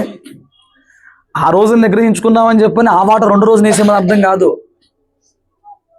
కొంతమంది ఏం చేస్తారు చెప్పనా, రేపు ఉపవాసం సగం ఇప్పుడు, నిన్న ఉపవాసం సగం ఇప్పుడే చేస్తారు. మీకు నిగ్రహించుకోవడం అంటే ఆ రోజుది వంతులు పంచుకుంటావా, కోరికను చంపుకుంటూ తిండితోనే మొదలవ్వాలి, కోరికను చంపుకుంటూ నిద్రతోనే మొదలవ్వాలి. మోకాళ్ళు నేలకేసి దేవుని శక్తితో నింపబడాలి. పేతురికి, యోహానికి, యాకోబుకి, శిష్యులకు అదే చెప్పాడు, మీరు శోధనలో ప్రవేశించకూడదు. శోధించబడతాం, అందరూ శోధించబడతాం. ఏమండి, ఒక భక్తుడు ఇలా అంటే అర్థమయ్యేలా చెప్తా. కాకులు నా తల మీద నుంచి వెళ్లకుండా నేనేం చేయలేను, కానీ కాకులు నా నెత్తి మీద గూడి పెట్టకుండా చూసుకోవాల్సిన బాధ్యత నాదే. మళ్ళీ చెప్తా, కాకులు నా తల మీద నుంచి వెళ్లకుండా నేనేం చేయలేను, కానీ కాకు వచ్చి నా తల మీద గూడి పెట్టకుండా చూసుకోవాల్సిన బాధ్యత నాది. అంటే సాతాను ఈ లోకంలో నేను శోధించకుండా ఉండలే, కానీ శోధనలో అంటే ఆ ఆలోచనను పొదిగి, ఆ ఆలోచనను ఇంకా ఇంకా ఏమంటారు పొదిగి లోతుకెళ్ళి పాపం చేసే స్థితి కంటే నువ్వు తల మీద అంటే తలలో పొదిగి ఇక్కడ పెట్టుకుంటామంటే ఏంటి, పక్షిని తీసుకొచ్చి నువ్వు అవకాశం ఇస్తే తప్ప పక్షి ఇక్కడ నీ మీద వాళ్ళలేదు. వాళ్ళిద్దండి, నువ్వు అవకాశం ఇస్తేనే, నువ్వు అలవాటు చేస్తేనే, నువ్వు పిలుచుకుంటేనే, అలవాటు చేసి చూపిస్తేనే. పాపం కూడా అంతేనండి. పాపపు ఆలోచన రాకుండా ఉండదు, కానీ వచ్చిన దాన్ని నువ్వు పెంచి పోషిస్తే తప్ప అది నువ్వు పాపంలోకి లాగలేదు. అది గుర్తుపెట్టుకో. హల్లెలూయా. కాబట్టి మనము ప్రేమతో, సమాధానంతో, సంతోషంతో, దయాళత్వంతో, దీర్ఘశాంతంతో, చెప్పండి ఇంకా ఏమున్నాయి, ఇంకా ఈ 8 చేసి పాపంలో ఉంటే ఉపయోగం లేదు. 8 చేసావు బట్ నువ్వు పాపంలో ఉన్నావు, ఉపయోగం లేదు. ఆ పాపములో పడవేయడానికి పుడుతున్న ఆశలను నిగ్రహించుకునే దాన్నే ఆశా నిగ్రహం అంటారు. హల్లెలూయా. ఆ నిగ్రహం ఎవరికి కలిగిద్దయ్యా అని చెప్పానంటే, గుండెల్లో భయం. యేసేవు చెప్పాడే, మరి ఎక్కువ కీడు నీ కలక్కున్నట్లుగా పాపం జోలికి ఇంకెళ్ళొద్దు. గుండెల్లో భయం ఉన్నాడు పాపం జోలికి పలడం. ఆడికి ఏమన్నా భయం రావాలా? మళ్ళీ వెళ్తున్నాడు, దారి నలుగురు తాగుతున్నారు, రే కోలుకున్నావా, సంతోషంలో తాగుతావు రా అన్నారు అనుకో, ఆడికి ఏం గుర్తు రావాలి? 38 ఏళ్ళు అనుభవించిన శ్రమ ఉంది అండి, 38 ఏళ్ళు అనుభవించిన శ్రమ, అది గుర్తు రావాలి. ఈ పాపిష్టి పన్ను మూలంగా నా బతుకిన్నాళ్ళు అక్కడ ఉంది, మళ్ళీ తాగాను, ఆ భయం రావాలొద్దా? మరి మనకి ఎందుకో చెప్పనా, నువ్వు ఇంకొక దెబ్బ తినలా, సరైన దెబ్బ ఒకటి ఇంకా తినలా, లేదా తినింది మర్చిపోతున్నావు, దేవుని భయం మర్చిపోతున్నావు. మళ్ళీ కొడితే ఏ సేవకుడు ఏడుపు నిన్ను పైకి లేపలేదు, జాగ్రత్త. దేవుడు మళ్ళీ దెబ్బతీస్తే ఏ సేవకుడు దగ్గరికి వెళ్ళినా నిన్ను నిలబెట్టలేడు, జాగ్రత్త. నిగ్రహించుకోవడం నేర్చుకో. శరీరంలో పుట్టే కోరికలను ఆలోచనలు నేను స్టెప్ బై స్టెప్ వివరిస్తే ఎన్ని రకాల కోరికలు మనకు ఉంటాయో, ఎన్ని రకాలకు శోధించబడతామో నేను నెక్స్ట్ వీక్ నేను మీకు లోతుకి వెళ్తా. అయిపోయింది అనుకోమాకండి, తగ్గొట్టేసి అనుకోమాకండి, నేను ముందుకు తీసుకెళ్తా. బట్ నువ్వు తెలుసుకోవాల్సిన విషయం ఏంటంటే, మరి ఎక్కువ కీడులో నువ్వు ఎప్పుడు శోధనలో పడిపోకుండా ఉండి చెప్పను. ఆ భయం ఉన్నప్పుడు పడిపోవు, ఖడ్గము వాక్యం ఉన్నప్పుడు పడిపోవు, ప్రార్థన ఉన్నప్పుడు పడిపోవు, పరిశుద్ధాత్మ ఉన్నప్పుడు పడిపోవు, సహవాసంలో జాగ్రత్తగా ఉన్నప్పుడు పడిపోవు. హల్లెలూయా. కొందరు దూరమై పడిపోతారు, సహవాసానికి దూరమే కొందరు పడిపోతారు, సహవాసానికి దూరమే. కొందరు జీవితంలో ప్రార్థన తగ్గిపోయి నాకు పడిపోతారు. దావీదు అలాగే పడిపోయాడు, ఆ రోజు ప్రార్థనలే లేవు, పడిపోయాడు ప్రార్థన లేక. కొందరు వాక్యం అనే ఖడ్గం లేక పడిపోతారు, కొందరు భయం లేక పడిపోతారు, కొందరు పరిశుద్ధాత్మ సహాయం పొందక పడిపోతారు. నేను అంటున్నాను, ఎన్ని పాయింట్స్ చెప్పాను రాసుకున్నారా? ఏం లేకపోతే పడిపోతాం? మరి ఎందుకమ్మా రాసుకోవాలి కదమ్మా. ఏమి లేకపోతే పడిపోతామంట? భయము లేకపోతే దేవుడు చెప్పాడు మరొక కీళ్ళలో పడతావు. భయం లేకపోతే శోధనలో పడిపోతావు, శోధించబడ్డావు, శోధనలో పడిపోతావు. వాక్యం అనే ఖడ్గం లేకపోతే పడిపోతావు. యేసు దగ్గరికి సాతానుడు వచ్చినప్పుడు రాళ్ళు రొట్టెలు చేస్తే అన్నప్పుడు ఆయన దేంతో సమాధానం ఇచ్చాడు సాతానికి? మనుషుడు రొట్టె వల్ల మాత్రం కాదులే కానీ దేవుడి నోటి నుంచి ప్రతి ఒక్క మాట వల్ల బతుకుతాడు. వాక్యం ద్వారా జవాబు ఇచ్చాడు. వాక్యం లేకపోతే పడిపోతావు, ప్రార్థన లేకపోతే పడిపోతావు. కొందరు ఒకప్పుడు విపరీతంగా ప్రార్థన చేస్తారు, ఉద్రేకపడిపోయి సమస్య వచ్చినప్పుడు వాక్యం చెప్పినప్పుడు వాక్యంలో ఎవడో ఒక నాలంటాడు, నేను చేసిన ప్రార్థన దేవుడు నాకు ఇచ్చిన వాగ్దానం ఇది, నాకు ఇచ్చిన ఆశీర్వాదం ఇది అని చెప్పినప్పుడు ఎక్కడ లేని ఉద్రేకంతో ఉక్రోషంతో ప్రార్థన మొదలెడతారా? ఒక 4-5 వారాల పైన సర్టిఫికెట్లు సలారిపోతారు. ఉద్రేకాలు కాదు మనకు కావాల్సింది, క్రమశిక్షణ కావాలి. ఉద్రేకపడిపోయి 4 పుస్తకాలు చదివేసి 4 మెసేజ్లు వినేసేసి ఏమంటే 4 సాక్షులు వినేసేసి చేతులు ఎత్తేసి వలవల ప్రార్థన ఉద్రేకంతో. మీకు అసలు ఈ రోజుకి ఉద్రేకానికి ఉద్యోగం తేడా తెలియదు. మీకు ఉద్రేకం వేరు, ఉద్యోగం వేరు. ఒకటి జనాలను మ్యూజిక్ పెట్టి పాటలు పెట్టి గంతులు లేపించే ఉద్యోగం, అది ఉద్రేకం రా నాయన. ఉద్యోగం అంటే ఉద్యోగంలో పాపం ఒప్పుదల ఉంటుంది, దానిలో క్రమబద్ధత ఉంటుంది. ఉద్రేకంలో ఉంటుంది గంతులే. కొంత గ్రూప్ చూసారా? వెళ్ళకూడదు, ఇలా తర్వాత మాట్లాడుకుందాం. అలా ఉంటాయి. ఉద్రేకం వేరు, ఉద్యోగం వేరు. సో ప్రార్థనలో క్రమబద్ధత ఉండాలి. తానీయులు ప్రార్థన శాసనాలు ఎట్లాగైనా ఉండని, పగలు మధ్యాహ్నం సాయంత్రం ప్రార్థన, 3 పూటలు ప్రార్థన లేకపోతే శోధనలో పడిపోతావు. సహవాసంలో లేకపోతే శోధనలో పడిపోతావు. కాబట్టి నువ్వు శోధన వచ్చినప్పుడు నిగ్రహించుకునేలాగా ఈ విషయాల్లో జాగ్రత్త కలిగి జీవించు. హల్లెలూయా. మనం నిత్యం అమాలేకుతో యుద్ధం చేయవలసిన వారంగా ఉన్నాం కాబట్టి, మనం ఓడిపోతే మరణమే వచ్చేస్తుంది కాబట్టి, మరెక్కుడు వచ్చేస్తుంది కాబట్టి, దేవునికి దూరం అయిపోతావు కాబట్టి, శోధనలో పడకుండా ఉండడానికి నువ్వు 5 విషయాల్లో జాగ్రత్త కలిగి ప్రవర్తించు. హల్లెలూయా. శోధన సహించు, కానీ దురాశల మూలంగా శోధనలో పడిపోయే పాపానికి చోటు ఇవ్వమాక. సాతాను గడి పని శోధిస్తూనే ఉంటాడు. ఏమండి మీరు బాగా చూడండి, లెక్కలేనోడు శోధన అంటే తెలియదు, కానీ నువ్వు తీర్మానం తీసుకుని రేపటి నుంచి ఖచ్చితంగా ఉంటాను అనుకో, రేపటి నుంచి బాగా శోధించబడతావు. తెలుసా మీకు? నేను వినేసిన వాక్యం నాకు భయం వచ్చేసింది, నేను రేపటి నుంచి పర్ఫెక్ట్గా ఉంటాను అన్నావు అనుకో, ఆడు రేపు వచ్చి అంటాడు. ఆడి దెబ్బకి అప్పుడే నిలబడాలి. దేవుణ్ణి కట్టి కృపను దయచేసి రాగల రోజులలో అమాలేకుని జయించి యెహోవాని ఒక ధ్వజముని ఏర్పరిచి జయోత్సవం చేసే స్థితికి మనల్ని తీసుకొచ్చును గాక. ప్రార్థన చేసుకుందాం. మిగతా అంశాలు వచ్చేవారు మాట్లాడుకుందాం.